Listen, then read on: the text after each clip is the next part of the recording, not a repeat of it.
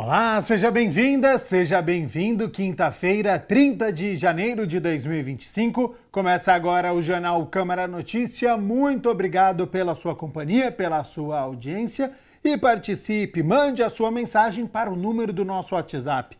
19 é o nosso DDD. Para você que é de Campinas e região, pode ir direto no 978293776. Ou você tem a opção de enviar esta mensagem pelo nosso QR Code. Com a câmera do seu celular apontada para o QR Code, já aparece uma mensagem na sua tela, o WhatsApp da TV Câmara Campinas. Você aperta e pode enviar a sua mensagem. Confira a partir de agora os destaques de hoje. Vereadores definem presidentes e integrantes das comissões permanentes da Câmara Municipal. Projeto de lei complementar da vereadora Fernanda Souto propõe à Prefeitura divulgação da lista de pacientes que aguardam nas filas da saúde pública. O vereador Nick Schneider protocola projeto de lei e solicita a proibição do uso de linguagem neutra em documentos oficiais no município. E no esporte, quarta-feira zerada para os campineiros. Guarani perde de virada para o Mirassol fora de casa. Em Campinas, no Moisés Lucarelli, Corinthians leva a melhor sobre a Ponte Preta.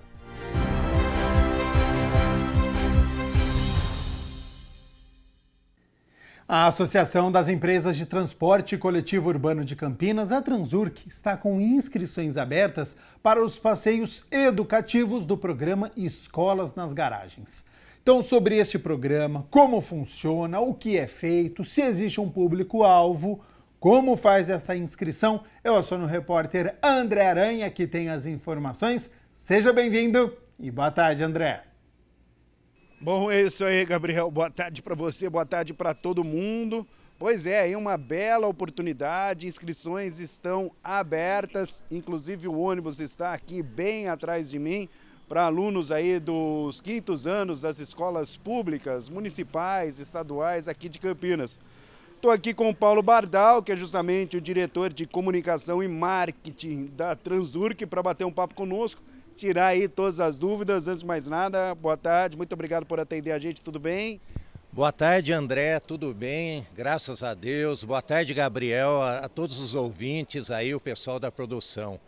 Bom, primeira coisa, Bardal, o programa é produzido por quem, promovido por quem? Olha, esse é um programa que ele existe desde 2004 e a gente só interrompeu esse projeto aí naquela época da Covid, né? Que daí a gente teve que fazer essa parada, mas a gente retomou no segundo semestre do ano passado. Ele é um programa educacional, né? Que tem esse cunho de ser educacional e também de promover a cidadania. E quem fez esse projeto foi a Transurc junto com o Setcamp. E também ele tem o apoio da INDEC e também da Associação Brasileira de Preservação Ferroviária. Bom, vamos lá, quem quiser agendar deve entrar em contato pelo número de WhatsApp, também tem um e-mail, é isso? Exatamente, tem o e-mail que é escolanasgaragens@transurc.com.br e nós temos também o WhatsApp, que é o número 997711707. E as pessoas, André, já podem começar a fazer a inscrição desde já, porque os passeios são realizados às terças de manhã e à tarde, às quintas também de manhã e à tarde e às sextas de manhã e à tarde. Então, quem quiser já começar a se inscrever, já pode nos procurar, que a gente já está fazendo a agenda para os passeios deste primeiro semestre do ano letivo de 2025. Como funciona? O passeio consiste em um passeio de ônibus, que as crianças aprendem aí noções de cidadania, como é que é isso? Exatamente. A Transurc e o Setcamp buscam essas crianças nas escolas, logo pela manhã e depois durante o trajeto, porque as crianças são levadas até o Marco Zero de Campinas, no Largo do Carmo, onde a cidade começou. Lá elas recebem informações sobre a história da cidade. Durante o trajeto são realizadas várias brincadeiras e quando passa por um local, por exemplo, como a estação FEPASA, os nossos monitores eles explicam qual foi a importância daquela estação para o desenvolvimento da cidade, como é que funcionava aquilo, quando existiam os trens que faziam as interligações aqui no interior, enfim. E fora isso, elas depois vão para as garagens, conhecem o funcionamento de uma garagem, toda essa parte de manutenção que é realizada nos ônibus, assim também como assistem a uma peça de teatro e fazem brincadeiras dentro da garagem e logo depois elas participam de um concurso de pintura. Elas pintam o buzinho que é inspirado no ônibus e depois, André, essa pintura que elas fazem, ao final do mês nós temos uma comissão que julga a melhor pintura do mês e aí a criança e os familiares dela ganham um passeio de Maria Fumaça da Associação Brasileira de Preservação Ferroviária. Então é muito bacana essa interação, tudo que acontece aí com as crianças, porque elas adquirem outros conhecimentos que também contribuem na formação delas, entendeu? Bom, tava dando uma olhadinha aqui, Bardal, conhece inclusive a trajetória aí do Carlos Gomes, né? Exatamente, né? Porque ali perto do Marco Zero de Campinas você tem aquela estátua, aquele monumento, né, ao Carlos Gomes, e lá explica, né, sobre esse compositor, esse músico campineiro, né, as obras que ele fez, a importância histórica dele também para a cultura da nossa cidade, para a música brasileira. Então as crianças também recebem essas informações e também ao final do passeio elas recebem um kit de material escolar. Olha só, que legal. E uma coisa que é bem interessante, André, que, por exemplo, nenhuma criança embarca no ônibus sem ter o seu seguro de vida, porque nós nos preocupamos até em fazer um seguro de vida para que não haja nenhum tipo de problema. E elas usam, durante as visitas nas garagens, elas usam EPIs, usam colete, óculos de proteção, usam colete. Colete personalizado, inclusive. Exatamente, que é mais fácil até de identificar o grupo, né? E uma das coisas que a gente sempre pede é que as crianças venham com o sapato fechado, né? Porque estando dentro da garagem, né, elas vão andar pelas oficinas, elas vão passar pelo lavador do ônibus, né, que inclusive para elas é um momento assim de ápice, né, porque elas estão dentro do ônibus e aí começa a cair água, a escova começa a fazer toda a limpeza do ônibus, então é bem bacana porque elas se divertem mesmo, viu? Valeu, muito obrigado pelas informações. De nada, um abraço. Bom, é isso aí, Gabriel. Então as inscrições estão abertas e olha só, em 16 anos de existência já foram atendidas mais de 140 mil crianças. Bem bacana, eu volto com você, Gabriel Castro. Tá certo, muito obrigado então André Aranha e também ao Paulo Bardal, que é diretor de comunicação e marketing da Transurc, pelas informações. Deixa eu fazer um registro aqui, porque hoje, 30 de janeiro, é o dia do quadrinho nacional. A data é uma homenagem à primeira história em quadrinhos publicada no Brasil, em 1869. As Aventuras de Nhoquim, ou Impressões de uma Viagem à Corte, do cartunista Ângelo Agostini. Então, parabéns a todos os cartunistas, ilustradores, profissionais que fazem alegria e, por que não, ensinamentos aos leitores. Em especial ao Dario DJ Carvalho, que é assessor de imprensa aqui da Câmara, escritor, mas também um excelente quadrinista, criador e responsável pelo site Mundo HQ. Bom, a gente segue aqui com as notícias da metrópole, já que estamos no mês de janeiro. A campanha Carnaval Sem Assédio já está em busca, viu, de conscientizar de uma forma leve e também divertida a população de Campinas. A campanha Carnaval Sem Assédio, organizada pelo coletivo Girl Up Campinas e o Assédio Não Brasil, com o apoio da Secretaria Municipal de Cultura e Turismo, chega na sua segunda edição na busca de mobilizar a sociedade e os órgãos públicos para fortalecer o combate a esse tipo de violência por meio de ações educativas. Em 2024, a gente já teve uma parceria com os bares de Barão Geraldo e a gente concentrou a campanha na sua maior parte em Barão Geraldo, que também é o maior carnaval de Campinas. Esse ano a gente continua com essa parceria, mas dessa vez nós vamos ter a formação para os blocos, bares, para movimentos sociais e para quem estiver interessado também. Nessa formação as pessoas vão aprender sobre a prevenção e o acolhimento às vítimas de violências, principalmente as violências que acontecem durante festas, durante eventos como o Carnaval. E a gente também vai ter as tendas que estarão em Barão Geraldo e no centro de Campinas. Nessas tendas, pessoas capacitadas que participaram da nossa formação vão estar acolhendo quem chegar até a tenda querendo informação ou precisando de acolhimento em caso de alguma violência mesmo. A campanha integra o movimento Escola Sem Assédio, que se mobiliza politicamente para conseguir mais acolhimento para as mulheres na cidade. Victor e Augusto são voluntários desde o ano passado e contam que a ação através da escuta traz a autopercepção de quem está sendo violado, com o apoio necessário para a realização de denúncias. O principal que a gente faz é ouvir. Se a pessoa naquele momento, realmente por conta de estar alcoolizada, é alguma coisa do tipo, se sente tocada em expor alguma coisa, a gente tenta ouvir. Mas aconteceu de momentos um pouco antes até, mais no começo do carnaval, de pessoas já naquele momento dizerem o quanto aquilo era importante, do que ela já tinha passado. E acho que principalmente para a gente como homem que está ajudando as meninas, é de dar um apoio para elas, né? Porque, por exemplo, ano passado a gente tentou muito trabalhar na conscientização, entregando material, conversando com as pessoas.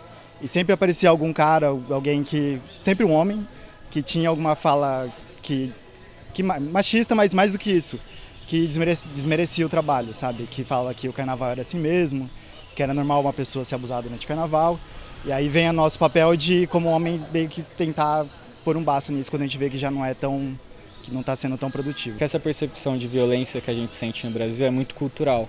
Então vem muito da normalização que a gente dá sobre violência, sobre piadas. Então toda vez que a gente ouve alguma coisa desse tipo, independente se você é homem ou mulher, você tem que se movimentar e falar, não, isso não é legal. A gente tem que seguir para um outro cenário, um cenário de respeito, um cenário de inclusão, independente se o cenário é carnaval, se é um dia normal, a gente tem que respeitar, acima de tudo, mulheres e homens.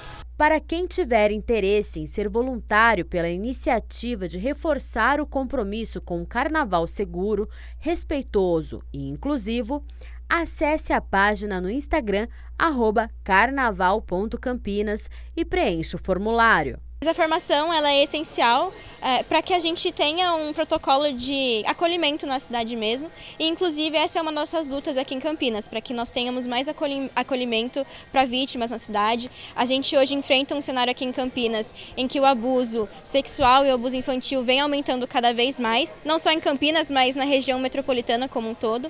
E a gente precisa que o acolhimento ele seja aplicado de forma efetiva, porque o que acontece muitas vezes é que a vítima chega a fazer a denúncia, mas depois disso ela fica sem amparo nenhum. Então essa é a nossa luta e a gente está convidando todo mundo a participar disso e a entender a importância de participar do Escola Sem Assédio, do Carnaval Sem Assédio, mas de ter uma luta realmente para acolhimento aqui na cidade. Bom, ontem chuva muito forte aqui em Campinas, quase 60 milímetros em apenas 2 horas. 8 imóveis foram alagados no Parque Taquaral, 2 no Jardim Eulina, Jardim Leonor, Novo Campos Elíseos, 2 na Chácara Primavera e na Vila Costa e Silva. E mais 13 pontos da cidade também sofreram com alagamentos, mas pelo menos não houve registro de vítima. A INDEC bloqueou a Avenida Doutor Heitor Penteado, no Taquaral, ali na altura do cartódromo. Já as avenidas Orozimbo Maia e Princesa do Oeste tiveram uma contenção no trânsito para que os motoristas não chegassem às áreas alagadas. No Hospital Mário Gatti, sistema de drenagem não suportou o volume de água e, mesmo com barreiras, inundou o pátio de acesso ao raio-x. O atendimento foi redimensionado para outra área e não houve interrupção. No Mário Gatinho, ocorreram alguns pontos de goteiras e a empresa que realizou a obra está fazendo a manutenção sem custos, porque a obra está na garantia e também não houve interrupção.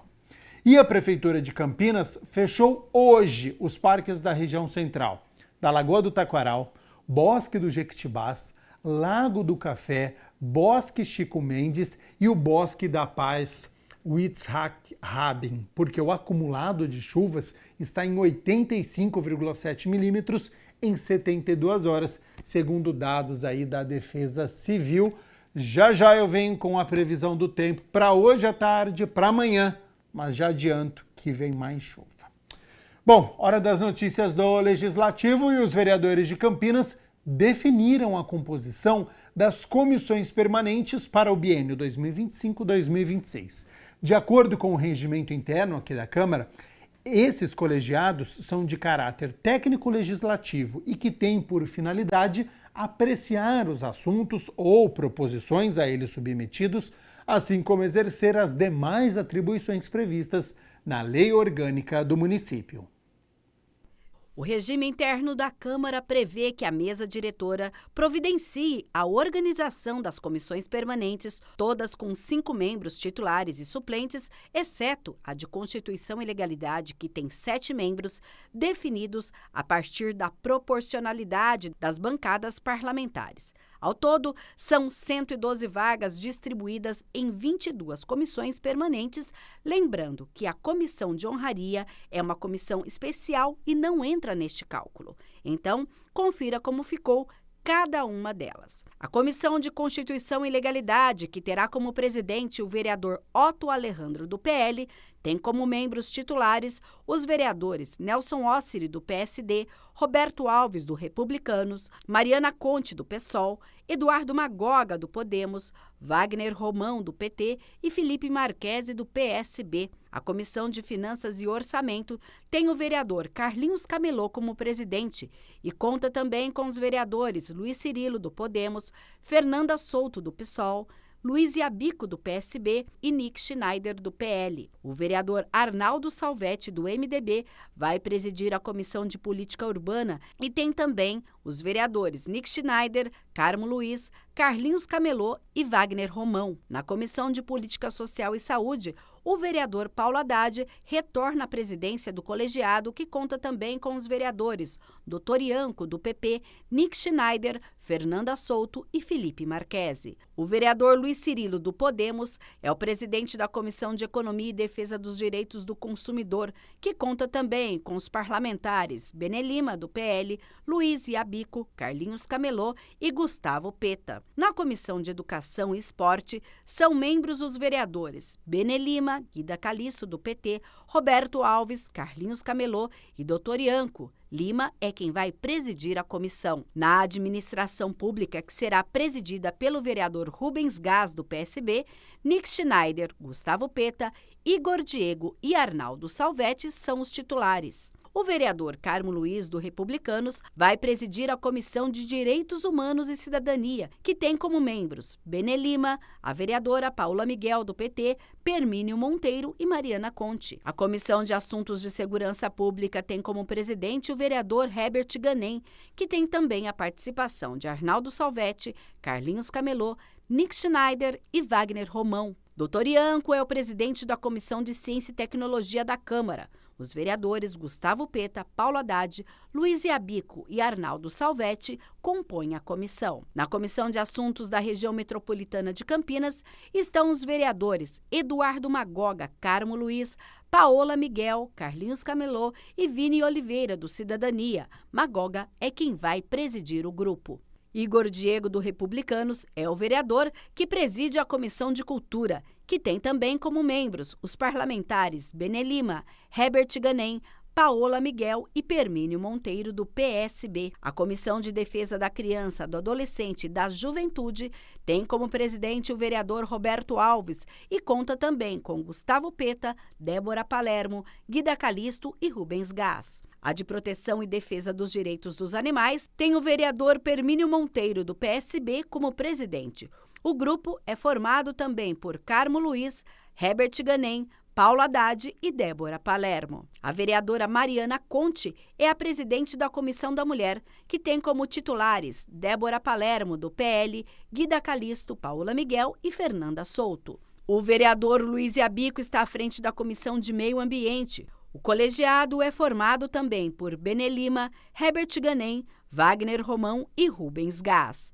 Na Comissão dos Idosos, Aposentados e Pensionistas, o vereador Marrom Cunha, do MDB, é o presidente e terá como membros Nick Schneider, Rubens Gás, Roberto Alves e Eduardo Magoga. O vereador Felipe Marquesi preside a Comissão de Mobilidade Urbana no biênio 2025-2026. Otto Alejandro, Mariana Conte, Gustavo Peta e Marrom Cunha fazem parte da comissão. A vereadora Débora Palermo está à frente da Comissão das Pessoas com Deficiência ou Mobilidade Reduzida, que tem como membros os vereadores Carmo Luiz, Eduardo Magoga, Carlinhos Camelô e Guida Calisto. A vereadora Paola Miguel é a presidente da Comissão das Relações Internacionais da Câmara, que conta também com os vereadores Vini Oliveira, Luiz Abico, Gustavo Peta e Paulo Haddad. O vereador Nelson Ossiri, do PSD, preside a Comissão de Política e Prevenção às Drogas, também composta por Dr. Ianco, Carmo Luiz, Paulo Haddad e Felipe Marquesi. A de Legislação Participativa tem à frente a vereadora Guida Calisto e também fazem parte os vereadores Paulo Haddad, Mariana Conte, Igor Diego e Wagner Romão. O vereador Edson Ribeiro, do União, é o presidente da Comissão Especial de Honraria, que tem como membros os vereadores Paulo Haddad, Paola Miguel, Benê Lima e Dr. Ianco. A vereadora Fernanda Souto protocolou um projeto de lei complementar e propõe que a Prefeitura de Campinas divulgue listas de pacientes que aguardam nas filas da saúde pública. A vereadora Fernanda Souto protocolou na Câmara Municipal um projeto de lei que altera a Lei 14.684 de 2013, que dispõe sobre as listagens de pacientes que aguardam por consultas com especialistas, exames e cirurgias na rede pública de Campinas. No ano passado, em 2024, o Conselho Municipal de Saúde divulgou um documento com as próprias informações adquiridas informadas pela Secretaria de Saúde do município, mostrando os 10 principais procedimentos ou especialidades na cidade que tinham filas de espera. E nos chocou a gravidade do problema. A oftalmologia do município, por exemplo, tinha na fila, para passar em alguma consulta, 15 mil pacientes. Ultrassom, mais de 8 mil pacientes aguardavam na fila para fazer o procedimento. E a gente sabe que muitas vezes são procedimentos simples, que não precisariam demorar tanto. E diante dessa realidade que nós conhecemos, diante dessas informações e diante da necessidade de melhorar a transparência com relação às filas da saúde pública no nosso município e também entender os problemas e buscar medidas para resolver esses problemas, nós decidimos protocolar esse projeto de lei. O município já tem um projeto de lei que trata da transparência nas filas do SUS, mas nós sabemos que hoje, na prática, não está da forma adequada. Muitas pessoas não conseguem acessar, que estão esperando algum procedimento, elas não conseguem acessar a informação de em que lugar na fila elas estão, quantos pacientes já foram atendidos desde quando elas entraram na fila, qual o tempo médio de espera para aquele exame, consulta ou procedimento. A proposição determina que as informações deverão ser atualizadas semanalmente pela Secretaria Municipal da Saúde e ressalta que será assegurada a alteração na ordem cronológica de inscrição das listas de espera, com fundamento em critérios de gravidade do estado clínico do paciente. E a partir disso a gente também tem como fazer um debate do que é necessário para que as filas andem de forma mais rápida e as pessoas tenham o atendimento que elas precisam. Para a parlamentar, é indispensável que se dê ampla publicidade e transparência aos dados que compõem a fila de espera, para controle e acompanhamento social. A princípio, a Prefeitura ela dispõe de alguns sítios de divulgação oficiais, como, por exemplo, o Diário Oficial ou até mesmo os sites. Nós, da própria prefeitura, nós sabemos que hoje a forma de divulgação online é uma forma que consegue atingir muitas pessoas, é uma forma acessível. Então, por exemplo, poderia ser divulgado por canais oficiais na internet da prefeitura ou até mesmo através de outros mecanismos que nós podemos, em conjunto, desenvolver. Em especial para as pessoas que têm alguma dificuldade de acesso aos meios tradicionais, por exemplo, o celular, que tem alguma dificuldade. Mas, a princípio, nós também estamos pleiteando que seja divulgado nos sítios oficiais, inclusive online. O vereador Nick Schneider protocola projeto de lei e pede a proibição do uso de linguagem neutra em documentos oficiais no município. O vereador Nick Schneider protocolou o projeto de lei ordinária número 17 de 2025, que proíbe o uso da linguagem neutra em documentos oficiais e atos administrativos emitidos pelos órgãos da administração pública direta e indireta de Campinas, como comunicados, ofícios, indicações, circulares, requerimentos, projetos e relatórios. De acordo com o parlamentar, a proposta tem como objetivo assegurar o uso da norma culta da língua portuguesa. Nós temos no Brasil a norma culta da língua portuguesa, que é o padrão gramatical que o país segue, né? E inclusive previsto na Constituição Federal. Então o nosso objetivo é garantir que em Campinas esse padrão de linguagem da língua portuguesa seja seguido nos documentos oficiais gerados pelo município. Nós temos no país, hoje, ativistas ideológicos que tentam impor um dialeto não existente, né? Um dialeto novo. Mas veja, isso não pode chegar ao padrão público de atendimento, aos documentos oficiais públicos, que deve seguir a lei. O projeto de lei também reforça o compromisso com a transparência e a inclusão ao evitar barreiras linguísticas que possam dificultar o acesso à informação e aos serviços públicos. Veja, o documento público oficial ele deve seguir um padrão, né? E o padrão é a língua gramatical da língua portuguesa, né? O padrão culto da língua portuguesa.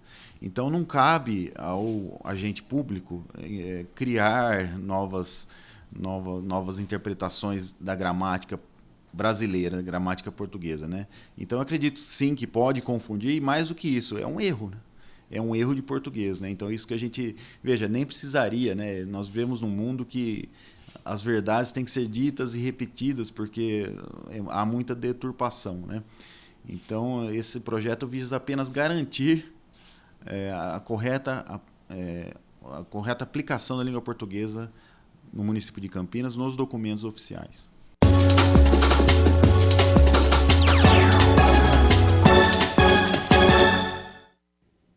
Quarta-feira ruim para os times de Campinas. Pela ordem cronológica, o Guarani entrou em campo primeiro e pela segunda partida consecutiva marcou um gol nos primeiros minutos. Mas desta vez tomou a virada e perdeu para o Mirassol.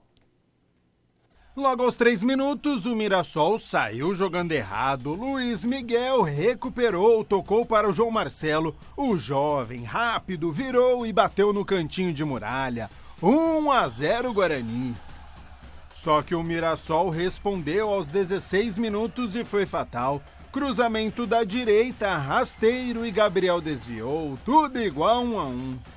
Empolgado pelo gol, a equipe mandante conseguiu a virada. Aos 38 minutos, Negueba, em 2 tentativas, conseguiu bater o goleiro Gabriel Mesquita, vira-vira 2-1.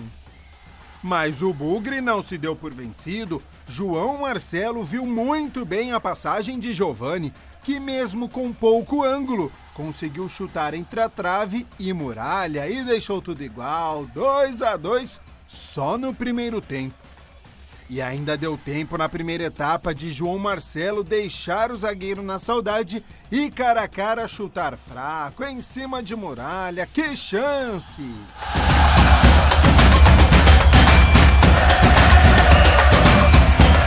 No segundo tempo, Lucas Ramon pegou o rebote e acertou o cantinho de Gabriel Mesquita.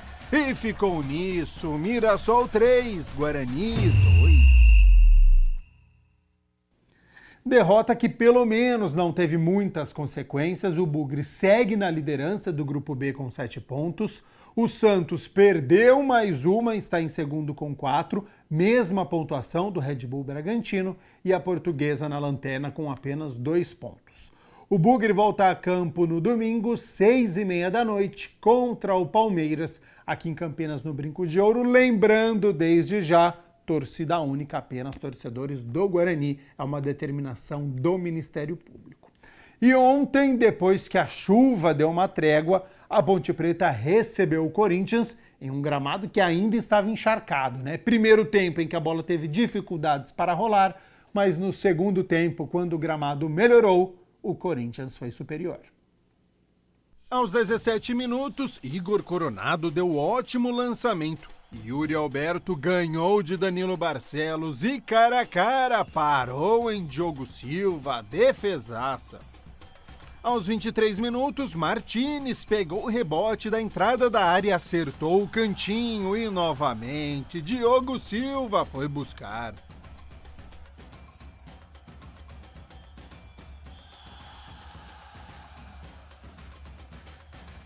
Com perigo, só Corinthians. Agora em cobrança de escanteio, Yuri Alberto de primeira e Diogo Silva salvou outra. Aos 44 minutos, Thales Magno tentou de cabeça, mas à direita do gol. Nos acréscimos do primeiro tempo, João Pedro jogou contra o próprio Patrimônio e por pouco não faz contra. No segundo tempo, Elvis cruzou. Everton Brito tentou de cabeça, mas sem forças. Yuri Alberto chutou, a bola bateu em Romero e cara a cara parou em Diogo Silva. Que partida do goleiro! Charles de pé na esquerda acertou a trave pontepretana. Até que aos 23 minutos, Thales Magno foi lançado, limpou a jogada e acertou o cantinho. Um belo chute, agora sem chances para o goleiro pontepretano. Placar aberto, 1-0 Corinthians. Elvis respondeu também em chute de fora da área, mas nos braços de Hugo Souza. Em cobrança de escanteio, cabeceio e Hugo Souza seguro fez a defesa. Nos últimos 10 minutos, o Corinthians jogou com 1 a menos após a expulsão de Martínez. Vitor Andrade e Bruno Lopes tentaram, mas Hugo Souza e a trave não permitiram a reação da macaca. Então ficou nisso, no majestoso Ponte Preta 0, Corinthians 1. Ponte segue sem vencer em casa no Paulistão, agora tem 1 vitória, 3 empates e 1 derrota na competição. Está na 3ª colocação do Grupo D, que tem o São Bernardo, surpresa, hein, na liderança com 12 pontos. O Palmeiras tem 8, a Ponte com 6 e o Velo Clube em último com 4 pontos. A Macaca volta a campo no domingo, 4 horas da tarde, contra o Água Santa, lá em Diadema. Bom, a gente segue aqui com o Jornal Câmara Notícia, porque agora vai começar o 2º episódio da nossa série do quadro É o Bicho, que vai falar sobre 3 gigantes da savana africana, mas que moram na cidade de Itatiba. Hoje, em especial, nós temos o gigante e assustado rinoceronte.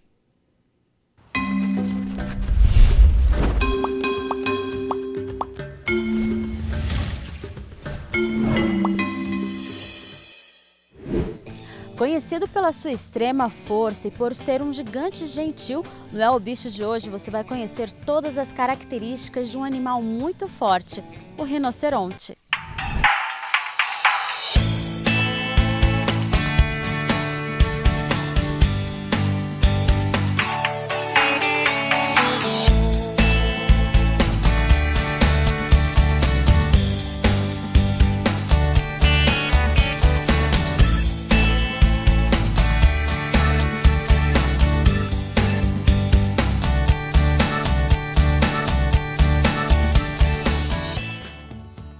Considerado o segundo maior mamífero terrestre do planeta, o rinoceronte branco do sul é de origem africana, encontrado nas regiões do Zimbábue e Quênia. As maiores ameaças de extinção desses animais são provocadas pela perda de território e a falta de fiscalização à caça ilegal de seus chifres para a Ásia, que atribuem a propriedades afrodisíacas e médicas.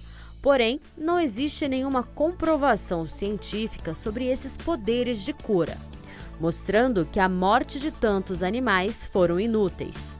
Na tentativa de recuperação da subespécie, desde 2005, o Zooparque de Itatiba abriga 2 fêmeas em seu espaço. Elas estão aqui mais ou menos também há uns 20 anos, né? Essas 2 vieram bem novinhas. O recinto é bem grande, elas têm acesso a várias partes, elas também têm acesso ao lago. O recinto é dividido com outros animais, vocês vão ver algumas aves aqui também no recinto. O dia a dia delas é o dia inteiro comendo, o dia inteiro em busca de alimentação. A gente tem uma dieta que a gente oferece agora no período da manhã, mas depois elas vão para pastagem. Pelo tamanho dos rinocerontes, você pode até imaginar que eles sejam carnívoros, mas a verdade é que eles amam comer uma grama e alguns galhos. E não adianta oferecer nenhuma fruta porque eles são bem seletivos. A gente tem 2 alimentações diárias para elas. A gente oferece feno de manhã e oferece feno no final do dia. E aí no final do dia também a gente oferece ração com suplementação. Só que assim, elas dormem no cambiamento, ou baia, igual os elefantes, né, num lugar protegido. Antes de soltá-las, a gente coloca o feno aqui nessa região, uma quantidade grande de feno para elas. Para o público também conseguir ver um pouco mais de perto. Terminando o feno, elas vão para a pastagem. No final do dia, quando eu vou recolher elas dentro do cambiamento, ou baia, dependendo de como quem quer chamar, e lá dentro a gente oferece também uma outra quantidade de comida para elas.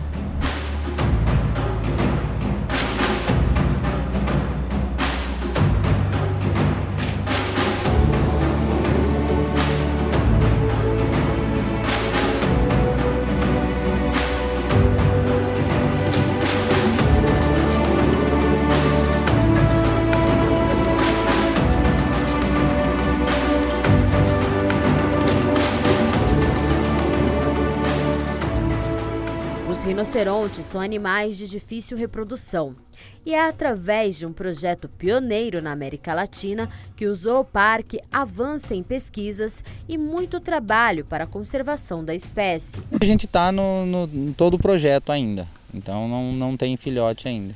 Eles não possuem uma visão muito boa porque são míopes, mas contam com uma audição e um olfato super desenvolvido para compensar. A boca também varia de acordo com a espécie e com o hábito alimentar de cada um. São mais associáveis com alguns animais, sim, eles são bem territorialistas também, né? É diferente do rinoceronte negro, né? Até foi um erro de tradução na hora, né? O rinoceronte negro, ele não muda muito em questão de coloração de pele, foi mais por questão de tradução de boca, né? Esse aqui é o rinoceronte de boca quadrada, boca larga, né? E na hora da tradução entenderam como se fosse branco. Esse rinoceronte, ele é muito mais pastagem, ele pega do chão direto. O rinoceronte negro, a boca dele já é um pouquinho mais torta para frente, assim como se fosse um biquinho, e ele é muito mais, ele passa também, mas ele é muito mais para moitas, né, para arbustos.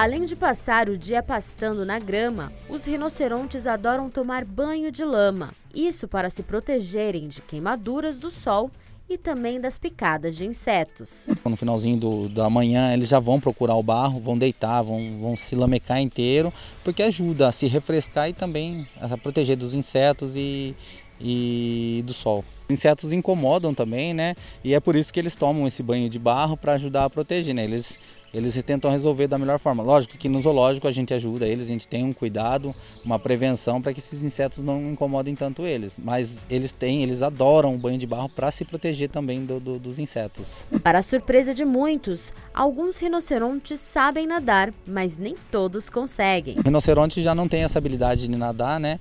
É diferente dos elefantes que conseguem nadar um pouco mais. Os rinocerontes, eles gostam só de deitar na beirada da água. O negócio deles mesmo é o banho de lama, né? O grande forte deles é o banho de lama. Seus chifres, valiosos e de diversas formas, não são presos ao crânio, crescendo ao longo de toda a vida do animal.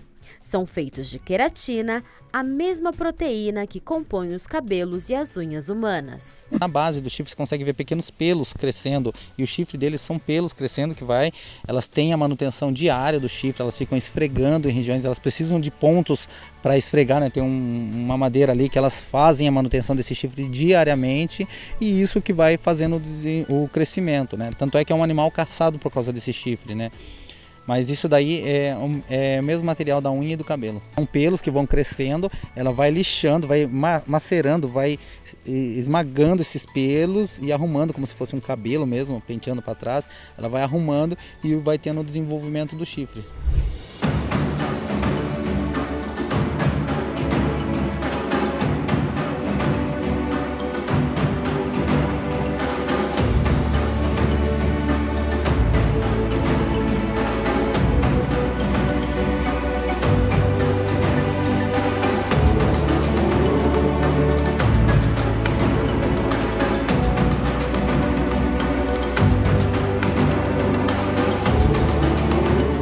Lama e Gorda moram no zooparque há 20 anos e atualmente dividem um recinto central com diversos bichos, como a cegonha do Senegal, o gol coroado, a zebra e a avestruz. Geralmente um respeita o espaço do outro, né? O rinoceronte, por ser grandão, elas vão chegando perto, algumas aves vão saindo, mas o rinoceronte não está indo para agredir nada, mas ele vai chegando próximo e cada um vai respeitando o seu espaço, né?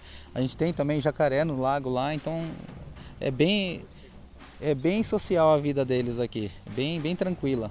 A gente tem várias aves, né? A gente tem o grou coroado, que também é uma ave africana. A gente tem a cegonha do Senegal, que está um pouquinho mais lá na frente, lá, que é uma ave colorida, linda. Parente do nosso tuiuiu, né? E a gente tem ao lado zebra, avestruz, então a vida social deles é bem tranquila até, imita como se fosse uma savana africana, né? De vez em quando o grou pula para o lado de lá do avestruz, volta para cá, a mesma coisa a cegonha do Senegal, eles têm acesso ao recinto todo, as aves aqui elas ficam à vontade.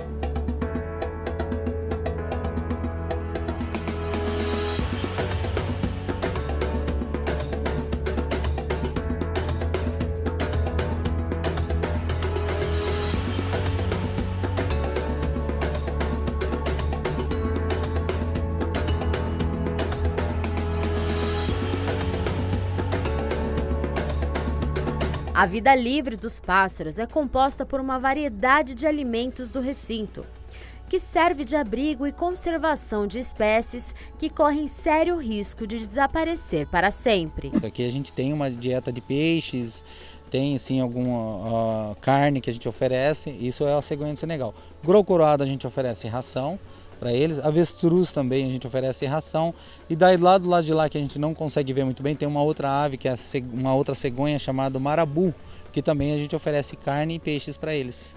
Aí meio que cada ave tem a sua alimentação, e os jacarés que a gente oferece carne para eles também no final do dia.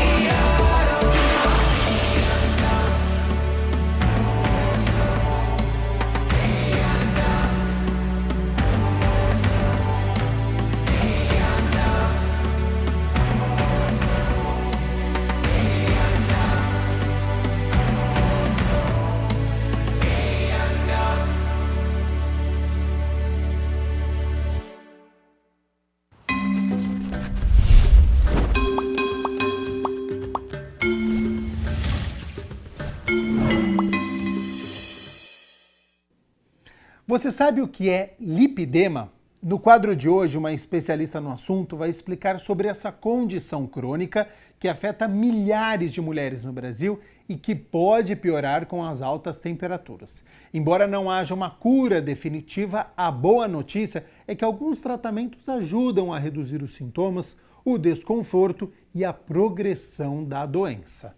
É o Saúde Agora.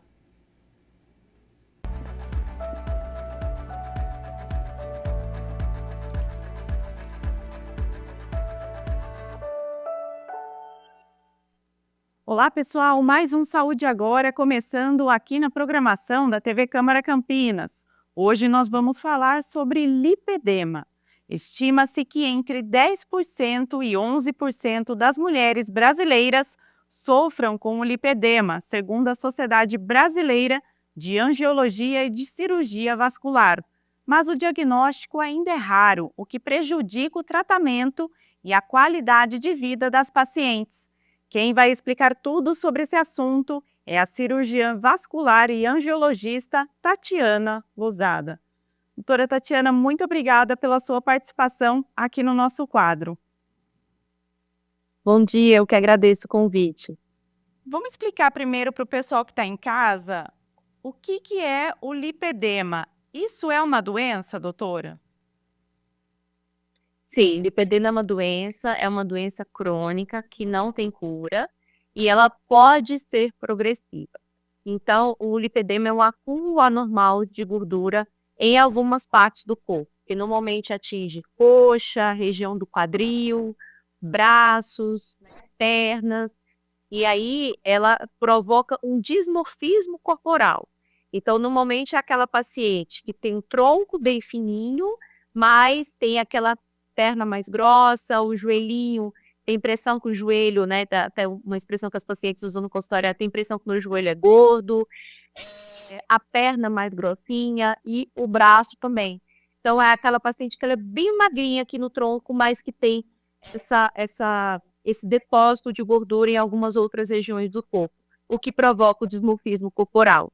Doutora, você falou um pouquinho, né, desse acúmulo de gordura, mas quais seriam os outros sintomas do lipedema? Além desse acúmulo de gordura, é uma paciente que ela tem uma dificuldade muito grande de ganhar musculatura. Então, é aquela paciente que malha e não consegue ganhar massa muscular ou tem uma dificuldade muito grande de definição. Ela sente dor na perna, sensação de peso, sente cansaço. Tem muitos hematomas, principalmente quando tem muita inflamação, quando a paciente está muito inflamada. Então, aquela paciente que fica roxa do nada. Tem inchaço nas pernas, ou uma sensação de inchaço. Normalmente, elas chegam no consultório e ela falando assim, eu tenho a sensação que minha perna está o tempo todo inchada. Então, esses são alguns sintomas comuns da paciente com lipedema. Doutora, e por que esses sintomas, eles podem piorar com as altas temperaturas? Por exemplo, agora a gente vai entrar no verão. E esse lipedema, ele fica muito mais visível, muito mais intenso, como que é isso? Normalmente no verão você tem uma vasodilatação devido ao calor, né? E essa vasodilatação também vai gerar essa sensação de inchaço, esse peso, esse cansaço nas pernas. Então é muito comum as pessoas, vamos dizer assim, as pessoas que não têm lipedema, incharem no verão, né? Tem aquela sensação de inchaço nas pernas. E a paciente com lipedema acaba tendo um pouco mais de acentuação desses sintomas durante o verão. E aí vem muito aquela questão do líquido. Então tem muita gente que para não inchar, bebe pouco líquido. E na verdade é o contrário. A ingestão de líquido sempre vai ser muito importante para evitar esses sintomas. Então por isso que a gente diz que no verão as pacientes acabam tendo uma acentuação maior dos sintomas. Doutora, uma dúvida muito comum entre as mulheres, tenho certeza que é dúvida das mulheres que estão nos acompanhando, qual que é a diferença entre celulite e lipedema?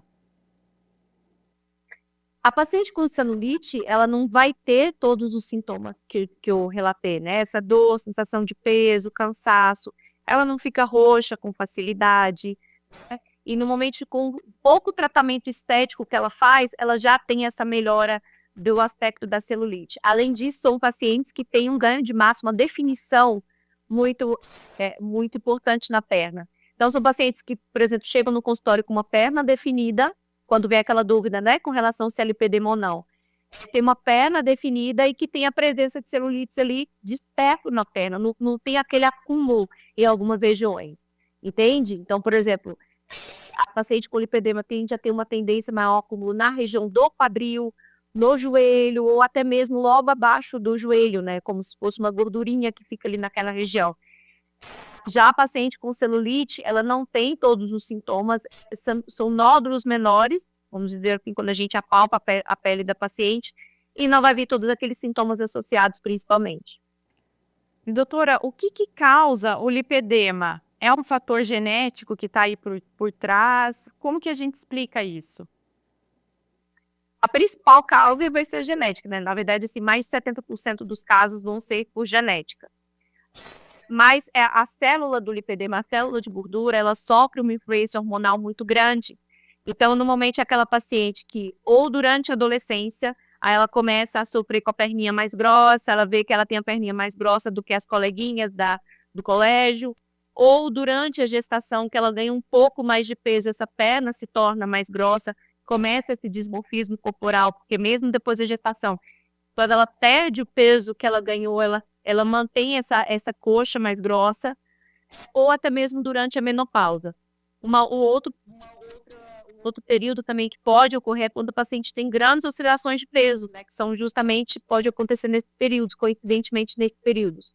Então, a gente tem um fator genético aí em mais de 70% dos casos, que podem ocorrer nesses períodos da vida da mulher, onde você vai ter essa acentuação, né, ou esse desenvolvimento da doença. No caso, a alimentação também está bastante relacionada com o lipedema? Muito. Eu costumo dizer que o tratamento do lipedema vai seguir um tripé. Dieta, onde você vai ter, a gente pede para a paciente evitar alguns alimentos que são inflamatórios, né, que a gente sabe que pode levar à inflamação, como a lactose, glúten, açúcar refinado, alimentos ultraprocessados, o álcool, todos esses alimentos a gente sabe que podem levar à inflamação. Então, a gente pede a paciente para manter sempre uma dieta anti-inflamatória. Junto com isso, a gente pede para manter uma atividade física regular. Então, dieta e atividade física vão ser muito importantes, né, para a paciente manter desinflamada, vamos dizer assim. E suplementos, porque hoje a gente não tem uma medicação que a gente diga, olha, isso aqui é o que vai tratar o lipedema, né, como a gente tem para a pressão alta ou para o diabetes. Mas a gente tem hoje vários suplementos que a gente utiliza em consultório, né? A gente prescreve para o paciente baseado nos sintomas que ela tem, baseado nos exames laboratoriais, para ajudar a paciente no controle dos sintomas. Mas a alimentação vai ser muito importante para a paciente. Doutora, já que a gente comentou sobre o tratamento, acho importante a gente falar do diagnóstico. Como é feito essa identificação do lipedema? O diagnóstico do lipedema é basicamente clínico, né? Então, é pelas características realmente que a gente vê na perna da paciente, em consultório, pelo exame clínico, né?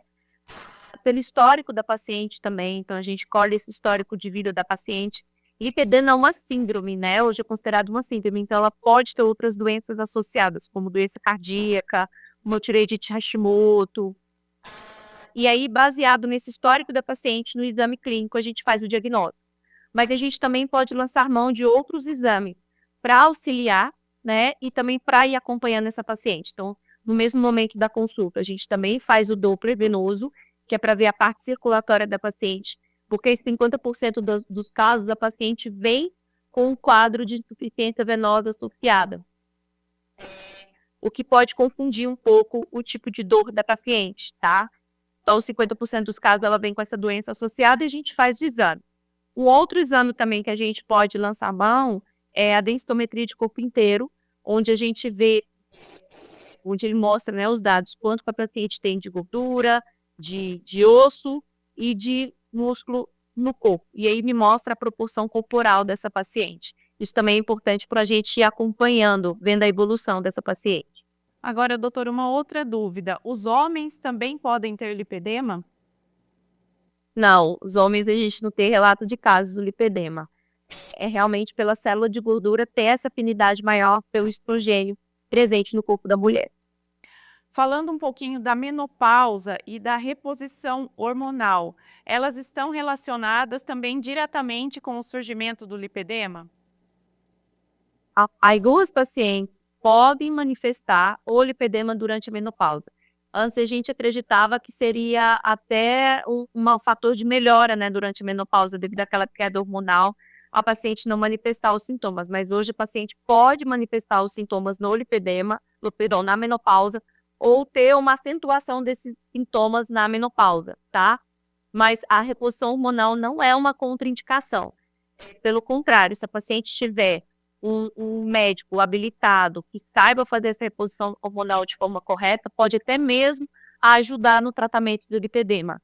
Então, a reposição hormonal não vai ser um fator para desencadear o lipedema, vamos dizer assim. A paciente, normalmente ela entra na menopausa e já tem uma piora dos sintomas. E a terapia de reposição hormonal pode ajudar, mas isso assim, lembrando sempre que a paciente tem que ter uma indicação para fazer a reposição hormonal, passar com o seu ginecologista, avaliar direitinho a indicação que ela tem para fazer a reposição hormonal. E isso, com certeza, pode ajudar, sim, nos sintomas da menopausa. Agora, doutora, uma outra dúvida também. A pílula anticoncepcional, ela pode aumentar a probabilidade da mulher ter o lipedema? Tem algumas pacientes que pioram os sintomas, sim, durante o uso do anticoncepcional, principalmente aquelas que têm uma maior quantidade de estrogênio. Mas aí é aquela questão também, avaliar junto com o seu ginecologista, o seu cirurgião vascular, o risco e o benefício do uso do anticoncepcional. Hoje tem vários tipos de anticoncepcional no mercado, tem DIU também, né, que também pode ser utilizado. Então aí é sentar e avaliar junto com o seu ginecologista, o seu cirurgião vascular, qual a melhor pílula para o seu caso, qual o melhor método contraceptivo. Doutora Tatiana, quando a mulher ela tem um lipedema, ela não busca tratamento ou até mesmo não sabe que é lipedema, isso pode ter alguma complicação futuramente ou a curto prazo para a saúde dessa mulher? Pode sim. Lembra que eu falei que é uma doença crônica e ela pode ser progressiva? Então esse é o grande risco. Quando a paciente ela não trata, a doença vai evoluindo e com isso vem piora das dores e principalmente limitação de movimento. A paciente com lipedema ela tem uma tendência a ter frouxidão ligamentar, ela tem um maior risco de lesões articulares. Além disso, aquele acúmulo de gordura pode levar a limitação de movimento dessa paciente. Então, tanto na deambulação, né, no andar, a paciente tem muita dificuldade de andar, devido às dores articulares, quanto o depósito dessa gordura. Então, pode sim levar à piora do quadro. E, além disso, tem muitas pacientes, pelo fato da paciente com lipedema ter dificuldade de ganho de massa muscular, ela tem maior risco de sarcopenia, que é a perda de massa muscular. Então, isso tudo, lá na terceira idade, pode piorar muito, né? E a paciente ficar com sérias limitações de movimento. E muitas dores, principalmente. Com certeza. E, doutora, no caso do tratamento, ele é feito basicamente, né, com esses remédios e existe algum tipo de cirurgia indicada para alguns casos mais graves? Sim, então, normalmente a gente começa o tratamento, né, com a dieta, atividade física, a suplementação. É muito importante que a paciente entenda que a mudança do estilo de vida vai fazer toda a diferença.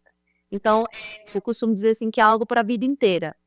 Da mesma forma que tem ali o tratamento da diabetes, da pressão alta, que a pessoa toma um remedinho e vai fazendo o controle, da mesma forma é o lipedema. E daí, em alguns casos mais avançados, realmente a cirurgia vem para ajudar, que é a lipo, a cirurgia plástica, vem para ajudar e retirar, né, esse excesso de gordura que a paciente tem ali e melhorar essa mobilidade da paciente. Então, ela vem sim muito para ajudar e em alguns casos a gente precisa indicar a cirurgia, mas primeiro a gente precisa que a paciente entenda que é necessário haver uma mudança de estilo de vida. Mas a cirurgia vem para ajudar principalmente a melhorar essa mobilidade da paciente. Ajuda muito na parte estética, não vamos dizer que não vai ajudar, claro, mas o principal objetivo vai ser ajudar na mobilidade da paciente, principalmente naqueles casos mais avançados. Lembrando também que essas cirurgias só podem ser feitas com médicos especializados, né, doutora? não podem ser feitas em qualquer ambiente. Acho que isso é muito importante a gente reforçar aqui também para o pessoal que está em casa. Com certeza, é uma cirurgia longa, uma cirurgia grande, tem que ser feito com especialista, né? Com quem saiba realmente o que está fazendo, com o médico. Então, até pro cirurgião plástico depois, é uma equipe multidisciplinar que toma conta dessa paciente. Então, a gente tem cirurgião vascular, tem nutricionista, fisioterapeuta, né? Tem toda uma equipe que toma conta dessa paciente. Então, o cirurgião plástico, eu tenho colegas que aceitam essa paciente quando realmente a gente já fez tudo que podia ali atrás e a paciente está pronta para ir para o procedimento cirúrgico. E aí depois esse cirurgião plástico vai fazer todo o pós-operatório com essa equipe multidisciplinar também. Então, assim, não são profissionais separados, é uma equipe para tomar conta dessa paciente. Ela precisa também de um acompanhamento com o psicólogo. Doutora, para a gente encerrar aqui o nosso quadro, então, existem remédios naturais e massagens, né, alternativas que possam ajudar a mulher a tratar o lipedema? Sim.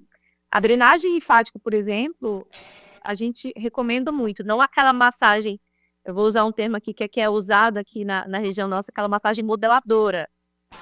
É a drenagem linfática, aquela bem suave, ela ajuda muito a melhorar a dor, a melhorar o inchaço, né, essa sensação de peso que a paciente tem nas pernas. Mas também é recomendado que se faça com um profissional qualificado. Então, a massagem vai ajudar muito, os suplementos vão ajudar muito, a gente usa ômega 3, cúrcuma e vários outros suplementos, né? Vitamina D. Então, tudo isso a gente usa para ajudar a paciente a melhorar os sintomas. Então, tem várias terapias que se pode fazer, mas sempre com a recomendação. Então, o profissional que está fazendo tem que saber o que está fazendo para não piorar esse inchaço, os sintomas da paciente, né? E ter um acompanhamento fundamental, um acompanhamento para toda a vida.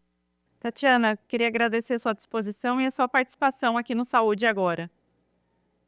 Eu que agradeço o convite, muito obrigada por ter a oportunidade de estar falando para várias mulheres que têm lipedema, que às vezes não sabe que tem a doença e que sofreu a vida toda, né, com essas dores e sem entender o corpo delas. Então é muito importante que a paciente entenda o corpo dela. Obrigada também pela sua companhia. Você pode conferir todos os quadros da nossa programação no YouTube da TV Câmara Campinas. E não se esqueça de nos acompanhar nas redes sociais. Até o próximo Saúde Agora!